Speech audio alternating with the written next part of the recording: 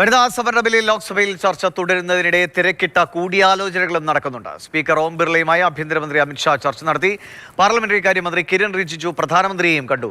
6 മണിക്ക് അമിത്ഷായുടെ മറുപടി പ്രസംഗത്തിന് ശേഷം 7 മണിയോടെ വോട്ടെടുപ്പ് നടക്കും എന്നാണ് ഇപ്പോൾ അറിയുന്നത്. വളരെ വലിയ വാദപ്രതിവാദങ്ങളാണ് ഇന്ന് രാവിലെ മുതൽ തന്നെ സഭയിൽ നടന്നത്. ഇപ്പോൾ രവി കിഷൻ സംസാരിക്കുകയാണ്, BJP MP. പി ബസന്ത് വിവരങ്ങളുമായിട്ടുണ്ട്. ബസന്ത്, ഈ കൂടിയാലോചനകൾ ഇപ്പോൾ ഇത് 3-2 ഭൂരിപക്ഷം എന്നത് സാധ്യമാകാത്ത കാര്യമാണ്. ഈ ബിൽ പാസ്സാകില്ല എന്ന് സർക്കാരിനും ഉറപ്പായിട്ടുണ്ട്. പക്ഷേ ഒരു ചർച്ചയിലേക്ക് ഇത് കൊണ്ടുവരാൻ കഴിഞ്ഞു എന്നതായിരിക്കും ഒരുപക്ഷെ BJP ഇതിനെ രാഷ്ട്രീയമായി അവർ മുന്നോട്ട് വയ്ക്കാൻ പോകുന്ന കാര്യം. ഇപ്പോൾ നടന്ന ചർച്ചകളിൽ സൂചനകൾ എന്ത് കിട്ടുന്നു? ഇനിയുള്ള ഇതുവരെ നടന്ന സംഭവങ്ങൾ കൂടി ഇന്ന്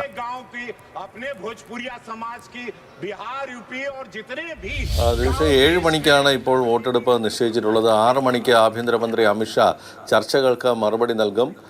ഈ ഡീലിമിറ്റേഷൻ, അതോടൊപ്പം തന്നെ വനിതാ സംവരണം തുടങ്ങിയ കാര്യങ്ങളിലൊക്കെ അന്തിമമായി സർക്കാരിൻ്റെ നിലപാട് എന്താണ് എന്നുള്ള കാര്യത്തിൽ 6 മണിക്ക് അമിത്ഷായുടെ വാക്കുകളിൽ നിന്നും നമുക്ക് ലഭിക്കും.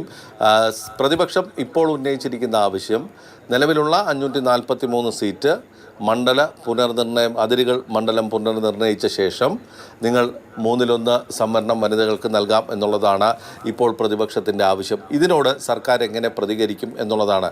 സർക്കാർ മുന്നോട്ട് വച്ചിരിക്കുന്നത് ലോക്സഭയുടെ തലയെണ്ണം 850 ഉയർത്തി ആ 850 നിന്നും 1/3 സ്ത്രീകൾക്ക് സംവരണം ചെയ്യാം എന്നുള്ളതാണ് സർക്കാരിൻ്റെ നിർദ്ദേശം. ഇതിൻ്റെ ഭാഗമായി ഞങ്ങൾ 50% സീറ്റുകൾ വർദ്ധിപ്പിക്കുന്നു എല്ലാ സംസ്ഥാനങ്ങളിലും. അത് കേരളത്തിൽ 20 എന്നുള്ളത് 30 ഉയരുന്നു. ആ 30-ൽ 1/3 വനിതകൾക്ക് നൽകാം എന്നുള്ളതാണ്. അപ്പോൾ പാർട്ടികൾക്ക് അവരുടെ നേതാക്കളുടെ സീറ്റുകൾ സംരക്ഷിക്കണമെങ്കിൽ സംരക്ഷിക്കാൻ തുടങ്ങിയ വാദങ്ങളാണ് BJPയുടെ ഭാഗത്തു നിന്നുള്ളത്. ഏതായാലും പ്രതിപക്ഷം ആ ഒരു നിലപാടിനോട് യോജിപ്പില്ല. 50% സീറ്റ് വർധനയായിരുന്നാലും ഞങ്ങൾ ഇന്നത്തെ തലത്തിൽ നിങ്ങൾ കൊണ്ടുവരുന്ന വനിതാ സംവരണത്തിൻ്റെ മറവിൽ നിങ്ങൾ കൊണ്ടുവരുന്ന ഈ മണ്ഡല പുനർവിഭജനം ഞങ്ങൾ അംഗീകരിക്കുന്നില്ല എന്നുള്ളതാണ് പ്രതിപക്ഷത്തിൻ്റെ നിലപാട്. വനിതാ സംവരണം എന്നുള്ളൊരു വലിയ ആശയത്തെ മുന്നിൽ നിർത്തിക്കൊണ്ട് മണ്ഡല പുനർവിഭജനമാണ് സർക്കാരിൻ്റെ ലക്ഷ്യം എന്നുള്ള ആ ആരോപണമാണ് ഇന്ന് രാഹുൽ ഗാന്ധിയും തൻ്റെ പ്രസംഗത്തിൽ ഉന്നയിച്ചത്. പ്രധാനമായും അദ്ദേഹം മറ്റൊരു കാര്യം കൂടെ പറഞ്ഞു. ഇതിൻ്റെ മറവിൽ ജാതി സെൻസസ് അട്ടിമറിക്കുന്നു, ഇതിൻ്റെ മറവിൽ പിന്നാക്ക ന്യൂനപക്ഷ ദളിത് അധികാരങ്ങൾ കവർന്നെടുക്കാൻ സർക്കാർ ശ്രമിക്കുന്നു എന്നുള്ളതാണ്. രാജ്യത്തിൻ്റെ രാഷ്ട്രീയ ഭൂപടം മാറ്റി എഴുതാനുള്ള സംഘടിത നീക്കമാണ് സർക്കാർ ഇതിന് പിറകിൽ നടത്തുന്നത് എന്നുള്ള ആരോപണവും അദ്ദേഹം ഉന്നയിച്ചു. ഇത് ഇന്ത്യയിലെ അറിയപ്പെടുന്ന കൺകെട്ട് വിദ്യക്കാരൻ്റെ ജാലവിദ്യകളാണ് എന്നുള്ളതാണ് അദ്ദേഹത്തിൻ്റെ ആരോപണം. പ്രധാനമന്ത്രി നരേന്ദ്രമോദിയെ മജീഷ്യൻ എന്നും ജാലവിദ്യക്കാരനെന്നും പരിഹസിച്ചുകൊണ്ട് ബാലാക്കോട്ടിലും സിന്ദൂറിലും നോട്ട് അസാധുവാക്കലിലും കണ്ട അതേ ജാലവിദ്യക്കാരൻ്റെ കൺകെട്ട് വിദ്യകളാണ് ഇത് എന്നുള്ളത് ജനങ്ങൾ തിരിച്ചറിയും എന്നുള്ളതാണ് അദ്ദേഹത്തിൻ്റെ ആരോപണം. 16 എന്നുള്ള തീയതി, ഏപ്രിൽ 16-നാണ് ഇത് കൊണ്ടുവന്നത് എന്നുള്ളത് യാദർശികമല്ല എന്നും രാഹുൽ ഗാന്ധി പറഞ്ഞു. 16 എന്നുള്ള ഒരു കാർഡ് അദ്ദേഹം ഉയർത്തി കാട്ടുകയും ചെയ്തു.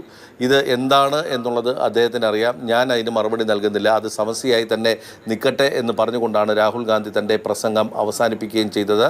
പ്രധാനമന്ത്രിക്കെതിരെയുള്ള പരാമർശത്തിനെതിരെ BJP അതിരൂക്ഷമായി തന്നെ രംഗത്ത് വന്നു. രാജ്യത്തെ ജനങ്ങളെ കളിയാക്കുന്നതാണിത്, സൈന്യത്തെ പരിഹസിക്കുന്നതാണിത് എന്നായിരുന്നു BJPയുടെ ആരോപണം. രാഹുൽ ഗാന്ധി മാപ്പ് പറയണമെന്ന് പ്രതിരോധ മന്ത്രി രാജ്നാഥ് സിംഗും പാർലമെൻ്ററി കാര്യമന്ത്രി കിരൺ റിജിജുവും പറഞ്ഞിട്ടുണ്ട്. പക്ഷേ അതിന് രാഹുൽ ഗാന്ധി നൽകിയ മറുപടി, പ്രധാനമന്ത്രിയെ കളിയാക്കുമ്പോൾ അത് ജനങ്ങളെ കളിയാക്കുന്നതാകുന്നില്ല, വിമർശിക്കുമ്പോൾ അത് സൈന്യത്തെ അല്ല വിമർശിക്കുന്നത്, നിങ്ങളെയാണ്, നിങ്ങളുടെ നയങ്ങളെയാണ് വിമർശിക്കുന്നത് എന്നായിരുന്നു രാഹുൽ ഗാന്ധിയുടെ മറുപടിയും വന്നത്. ഏതായാലും ചർച്ചകൾ തുടരുന്നു. ഇന്ന് 4 മണിക്ക് വെച്ചിരുന്ന വോട്ടെടുപ്പ് 7 മണിയിലേക്ക് മാറ്റിയിട്ടുണ്ട്. അതിനിടയിൽ ചില നിർണായക കൂടിക്കാഴ്ചകളും പാർലമെൻറ്റിൽ നടക്കുന്നുണ്ട്. ആഭ്യന്തരമന്ത്രി അമിത്ഷാ ലോക്സഭാ സ്പീക്കർ ഓം ബിർളയുമായി കൂടിക്കാഴ്ച നടത്തി. പ്രധാനമന്ത്രി നരേന്ദ്രമോദിയുമായി പാർലമെൻ്ററി കാര്യമന്ത്രി കിരൺ റിജിജുവും സംസാരിച്ചിട്ടുണ്ട്. ഈ ബില്ലുകൾ പാസ്സാവില്ല എന്ന് ഏറെക്കുറെ ഉറപ്പാണ്. അതായത് 3/2 ഭൂരിപക്ഷം സർക്കാരിന് ഇരു സഭകളിലും ഇല്ല, ലോക്സഭയിൽ ഇല്ല എന്നുള്ളത് തന്നെയാണ്. ലോക്സഭയിൽ 70 വോട്ടുകളുടെ കുറവാണ് സർക്കാരിനുള്ളത്. അതെങ്ങനെ നികത്തും എന്നുള്ളതാണ് സർക്കാരിനെ പിടിച്ചുലയ്ക്കുന്ന വിഷയം. അതുകൊണ്ട് തന്നെ ഇന്ന് 2 മണിയോടുകൂടി പ്രധാനമന്ത്രി നരേന്ദ്രമോദി ഒരു അഭ്യർത്ഥന തൻ്റെ സാമൂഹ്യ മാധ്യമ ഹാൻഡിലുകളിലൂടെ നടത്തിയിട്ടുള്ളത് പ്രധാനമായും പ്രതിപക്ഷത്തോട് നിങ്ങൾ മനസാക്ഷി വോട്ട് ചെയ്യണം എന്നുള്ളതാണ്.